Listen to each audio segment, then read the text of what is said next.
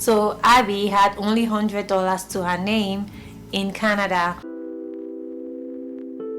Hi guys, welcome back to my channel. If you're new here, my name is Abby, and on this channel I share personal experiences and personal struggles with the aim of motivating you to pursue your own desires. And in Canada, I got my visa. I booked a flight straight from ABV, Abuja Airport. I was like, deuces, see you Nigeria.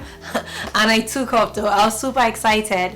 When I got to Toronto, which was my first port of entry into Canada, the immigration officer interviewed me a little bit. He's like, what are you doing here? I'm like, I'm here to work. I have a permanent residency visa. I felt so happy saying that. And then he asked me, he's like, so how much did you come with? Honestly, I wasn't sure if to lie or not, because the truth is, I only had $200 with me in cash. So I told him, I'm like, well, I have just $200, but that's because I have most of my funds in my Nigerian bank account. So once I settle down, I'll do a wire transfer. That answer must have been good enough, because he let me go through, and I picked up my bags and caught my connecting flight to Edmonton. I actually landed Edmonton on the 27th of July, so it was really hot. I think Edmonton and Canada entirely gets such few weeks of summer itself where it's really hot and sweltering. You only get that a few times in a year, maybe max 2 months max. It's mostly always cold. So I landed when it was like super nice. The weather was hot. People were out with shorts and bum shorts, and their bum cheeks were just standing out. I would walk past the street, I would see like old aunties with like have their bum cheeks out. I'm like, yes, I have arrived. I'm no longer in Nigeria where anybody's gonna judge me. I'm gonna like just do stuff. I'm kidding though. But I got to Edmonton, and a friend of mine from high school came and picked me up from the airport, so I was really lucky. I was going to stay with her for a little bit, so in Nigerian terms I was squatting. That day when I got to Edmonton, I dropped my bags and I went out. I got my SIN card. I also got my health card. I think I also opened a bank account that day, and I remember clearly because I took my resume and went to Staples to print out my resume, which is my CV. Because you know what though, I only had, at this point, I had $100.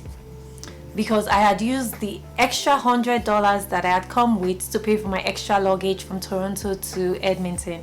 So Abby had only $100 to her name in Canada. First day in Canada, the only currency I had was $100. And I guess if I desperately needed cash, I would have been able to send money from my Nigerian account or like withdrawn. But I didn't really want to do that because, as you might know, the exchange rate is like super crappy. So what's the point? Since I had at the back of my mind that I had only $100, I was on a hustling move. I printed my CVs and I just went around trying to look for the quickest job I could get. So people who come here would know it as a survivor job. What that basically is that it's a job that's not tied to your qualifications or your skill set, but just something that can pay the bills for a short period of time. I got a job waiting tables at a restaurant chain called Brewster's. So if you're in Canada and you know Brewster's, they do their own craft beer. If I'm being honest, at a point in my life when I was in the UK, I kept thinking that, oh, these waitresses must be making a ton of money. So I was open to obviously waiting tables. So when I got a job, the first day I got to Canada, when I got a job, I was super excited because I'm like, yes, people would be tipping me. I'm going to be smiling to the bank while I get settled in Canada. Anyways, I started the job the next day and it was okay, except your homegirl doesn't know jack about beers. I know nothing about beer. What is it? Hoppy? I don't drink beer. I don't like smoke it. I just don't do. So obviously, guess what? I was a very horrible waitress. So a lot of my colleagues would go back home with like tips, maybe like $100, $200. I'll be going home with like $30 or like $40, but I was getting paid minimum wage, so that was good, and obviously it was experience. I could check something out of my list. The reason why I share that with you is that a lot of people come here and expect that right off the bat they'll get like, a job that earns them 6 figures, or you're too big. But then take it, like, just pause for a second. I had an MBA from the UK, no less. I had worked already. It wasn't like I was entry level, but I decided to go wait tables. You're not defined by the kind of jobs you do. Like, that doesn't define you, and nobody really wants to hear the story though. People see you as a success, but they don't know what you've actually gone through to get to that point. That's just my 2 cents. But I worked at Brewster's for I think about 2-3 months, while I also got another job. So obviously I wasn't doing too well as a waitress, so I also decided to do a customer service job. And this job though, at the time I thought it was good because it was a sales job where you sell stuff based on commission, but you also get paid minimum wage. So I was like, oh well, even if I don't really know how to sell, I get paid minimum wage, and I obviously get to wake up in the morning and go out because my waitressing shifts were mostly in the evenings. That job though, I would go out and start the job at about 6 a.m. and come back at 6 p.m. and for 12 hours, a 12-hour shift, I would only maybe get paid $60 or $70. So obviously it was a rip-off because I'm an immigrant, and I knew it was a rip-off, but I was fine doing it because it kept me engaged. And obviously I don't have a Canadian accent, I'm very Nigerian, so it got me in contact with a lot of Canadians, trying to start understanding how they actually think and the way they see things. So that job gave me some Canadian experience that I was looking for at the time. Because here, and you might have experienced this if you travel often, if you apply for a job, people say, oh well, you don't really have Canadian experience though, we're looking for someone who's worked previously in Canada, has some industry experience. Basically, they're just looking for someone who will come and phone and say, sorry, I've done this before. I did this in Toronto. I did this in Ottawa. I didn't know that coming. But those jobs, though, gave me something to be able to flex and say, oh, sorry, I was a marketing associate at Alberta Roadshows. Packaging, everything is packaging. So even if for my 12-hour shift, I was only getting paid half the time, it was for a season.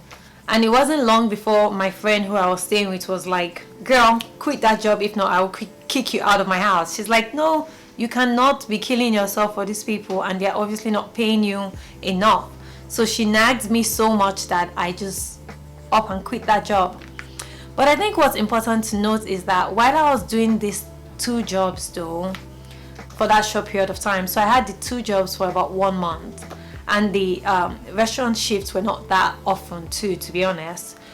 I also went to part-time job agencies. When I was in the UK, I'd worked for a company called Legal and General. It's a large UK insurance firm, and the way I got that job was from a temp agency called Kelly's. So that was one of the first things I did when I also got to Canada. I registered with a temporary agency, a temporary staffing agency. So they would call me and say, well, this firm, Colliers International, is looking for an executive assistant. Canam is looking for an executive assistant. So even while I was doing those odd survival jobs, I was also getting some professional gigs little by little. So I was also rubbing shoulders with the people that you would term creme de la creme, and obviously trying to figure out the Canadian speak, what the industry actually wants, on how to portray myself. So I was getting those experiences as well. So I think one of the key advices I'll give to anybody thinking of coming to Canada is that for sure, once you come here, like, do your research. For sure, do your research. Don't just go asking people in Canada and people in Nigeria about what you should do. Do your research yourself, because you would know best what you want and the things that would, relate and pertain to you. So I registered with the temp agency, and then they placed me in several good job positions at that time. So as I mentioned, it's really important to identify your career strategy. You need to look at the industry. In fact, look at the province you're in as well. Alberta is very oil focused, so I knew for sure. I was like, well, in Alberta, population is like, you know, let's just call it a pie. If half of the people are focused on oil, that means I'm competing with, as an MBA graduate, I'm competing with half the other people who have varying levels of education. You need to like go to the weeds like that and strategize and say, okay, what province will I best be able to integrate? And that's what drove my own decision to come to Edmonton, because it's a question I get a lot. People are like, oh, but why did you move to Edmonton though? Edmonton of all places. But I came here because I thought about it. Majority of the people here are focused on oil, which means they are trades, which means they don't have an MBA. That means there's a gap, right? There's a gap for me to fill in. So that definitely gave me a leg up. And another point I would share is that you could also, there's lots of settlement agencies here that help newcomers. I visited a few of them. I didn't really find too much value for myself, particularly because I think I'd done a lot of pre-work, a lot of research prior to coming. But you could definitely visit those settlement agencies. For example, Braden, Eric. There are a few modules, so just go online, do your research, and reach out to those agencies and find out if they are worth your time. And so that was my quick experience on my first day in Canada. I knew for sure that, girl, I didn't come here to smile. I'm like, Canada, it's me and you. After all of these refusals, I was coming here to make money, moolah. And although it didn't seem like it at the time, with my 2 jobs that weren't really professional, it was a step in the right direction. So I would just like encourage you that even if you're here already and things don't seem to be working as fast as you had hoped, take it easy, boo. Take it easy, bae. Don't worry, things will come at their own time. You're in the right direction. You're already a step above the rest because you already have the opportunity to be in Canada, to showcase yourself, to broadcast yourself. So my tip for you is that just stay strong and do a lot of research. Be open to possibility because it is everywhere. For example, I'm on YouTube. This is possibility. Well, that's all I have to share on my first day in Canada, first day in Edmonton, and my hustle to stretch out my $100. If you'd like to know more about my immigration journey, please check out my immigration playlist though. There's like lots and tons of information that I think you would find useful. If you're not subscribed to this channel, what are you waiting for though? What are you waiting for? I'm talking to you. Click the subscribe, and then there's a little bell by the side. Click that too as well. Like, share, subscribe, comment too, because I read comments all the time. Please comment away. Thanks for watching this video. If you'd like to know more, I told you, just head over to the immigration playlist and you would see more information there. Thanks a lot. Have a great day. Bye.